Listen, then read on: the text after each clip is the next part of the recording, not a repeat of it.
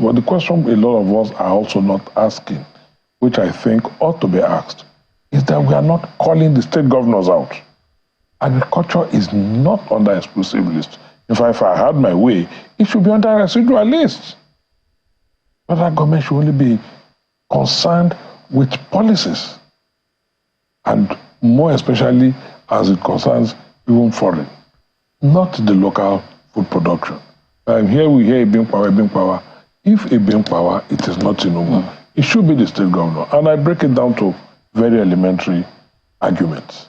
Going back in time, what were the staple foods? Rice was not staple food in Nigeria. Ekitis, Ijeshas, the Igbos, Benue, the rest of them. Staple food was pounded yam. The pounded yam was cultivated in their land. In Yoruba land, you go to Ibadan and the rest of them, Amala from yam. It was cultivated there. There's even one brand of rice we call Ofada rice, which everybody wants to eat now. That means it was being cultivated somewhere in Ofada in Ogun State. And then there was Abakaliki rice. And across the country, we had every part, every locality that had something. They are staple foods. So rice is not a staple food. The question we then ask is, what has then happened to our staple foods? We acquired new tastes. Now, to come back with the crisis we have, we can no longer import rice. We can no longer import these new tastes. We have to go back to the things we produce. What does it take the state governors? The legumes, tomatoes, onions, beans, and the rest of them is 3 months. Yam, 6 months. Cassava, 4 months. So you can have maize, sorghum, millet. All these things, they have just 3 months cycle. We're not talking of cocoa here. We're not talking of, let me make this point. Yeah. So if every state governor would do a little bit of what the Niger state governor is doing and say, Ogun state governor, let me cultivate. Look, travel from Ogere to Ibadan. I'll give you an example.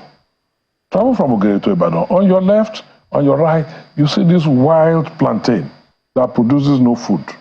What does that tell me? It tells me that plantain and bananas can be cultivated there, but it is just wild.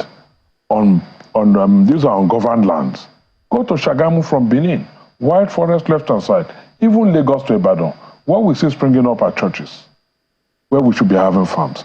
What are the governors doing to say, let every governor just invest a little in agric, feed its people locally, not wait for the federal government. So in that area again, I would say the federal government, but unfortunately the burden, our people all look only in the direction of the villa, Abuja.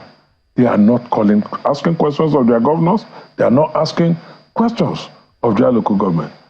Chamberlain, as growing up child, as I was growing up, one of the basic things we knew we had to do growing up was cultivate our own little farm.